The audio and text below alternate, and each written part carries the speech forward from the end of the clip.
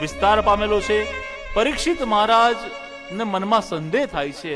સુખદેવજી મહારાજને કહે છે કે ભગવાનને તો બધા બાળકો સરખા જ હોય, તો આ દેવો અને દૈત્યોમાં દૈત્યોને જ ખાલી ભગવાન મારે છે, દૈત્યોને ભગવાન મદદ કેમ નથી કરતા, દેવોને જ મદદ કરે છે, આવો ભેદ કેમ છે, મને સમજાવો.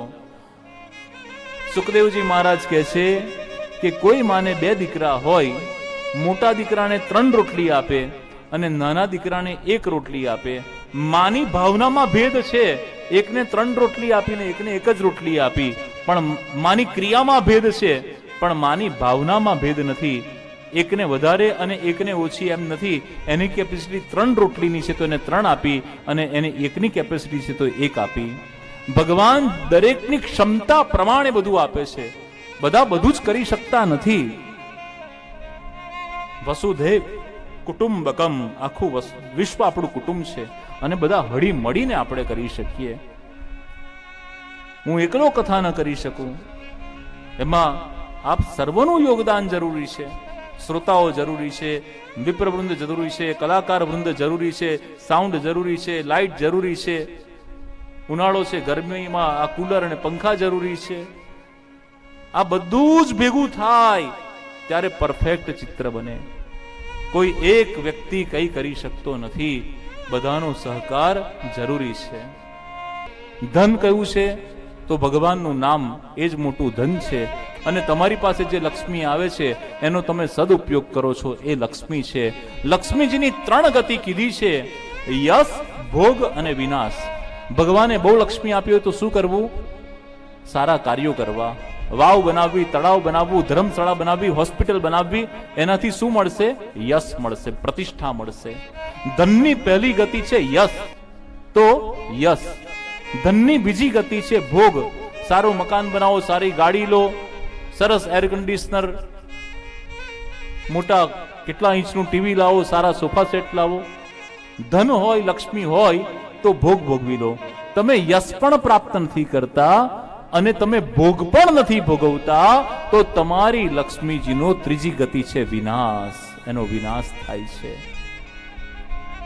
એ યશ એટલે બીજાના પણ કામમાં નથી આવતી, તમારા પોતાના પણ કામમાં નથી આવતી, અને લક્ષ્મી નષ્ટ થઈ જાય છે. અને ધનની 3 જ ગતિ છે, ત્યારે આપણે સત્કર્યાની અંદર કેમ ન ઉમરીએ? 3 જ ગતિ છે ધનની, યશ, ભોગ અને વિનાશ.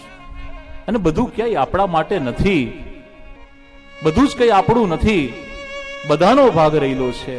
અને જ્યારે બધાનો ભાગ રહેલો છે તો આપણી પાસે 5 રૂપિયા આવે તો એમાંથી 1 રૂપિયો 4 જણને વહેંચવાનો છે. 5 રૂપિયા આપણા નથી. અને જ્યારે સંપૂર્ણ આ શ્રદ્ધા હોય ને, ત્યારે નક્કી વાત છે કે પરમાત્મા તમારી સહારે રહે છે. અને તમને એવું લાગે કે મારી લાજ જશે, ત્યારે એ લાજ કેવળ અને કેવળ પરમાત્મા બચાવે છે. આ જુનાગઢમાં નરસિંહ મહેતાને 1 વાર નહીં, 2 વાર નહીં, 52 વાર ભગવાને વૈકુંઠ છોડી અને જુનાગઢની અંદર પધારવું પડ્યું છે નરસિંહ મહેતાની લાજ રાખવા માટે. નરસિંહ મહેતાએ ક્યારેય યાચક વૃત્તિ કરી નથી. નરસિંહ મહેતાએ કેવળ પ્રભુનું નામ લીધું છે, અને જે પ્રભુનું નામ લે છે પ્રભુ એની લાજ રાખે છે. તમારી ને મારી પણ લાજ કેવળ પરમાત્મા રાખે છે. આપણને લાગે કે હવે મારી લાજ જશે, પાઘડી પડશે, પણ ત્યાં કંઈક મદદ મળી જાય અને સૌ સારાવાના થાય. બાળકને સ્કૂલમાં ફી ભરવાની હોય, 10 વખત કીધું હોય, સ્કૂલમાંથી ફોન આવતા હોય, અને છેલ્લા દિવસે કોઈ વ્યક્તિ આવીને આપી જાય ને તમારું કાર્ય સંપન્ન થઈ જાય. હોસ્પિટલમાં કોઈ બીમાર હોય, અજાણી મદદ મળે અને તમારું કાર્ય સંપન્ન થઈ જાય. કોણ છે જે આ તત્વ બધું કરાવે છે? આ તત્વ તમારા માતા પિતાની પુણ્યાઈ છે. આપણા 3 પેઢીના જે પૂર્વજો છે, એમણે કરેલા જે સત્કર્મ છે, એમણે વાવેલા જે આંબા છે, એના ફળ આપણે આરોગી રહ્યા છે. આપણે સુખી છે, આપણે ધનવાન છે, આપણે ત્યાં સંતાનની પ્રાપ્તિ છે, તો સમજવાનું કે તમારા પૂર્વજોના કોઈ સત્કર્મ છે. આપણે જે સત્કર્મ કરીએ છીએ આપણા નેક્સ્ટ 3 જનરેશન સુધી એના ફળ પ્રાપ્ત થાય છે.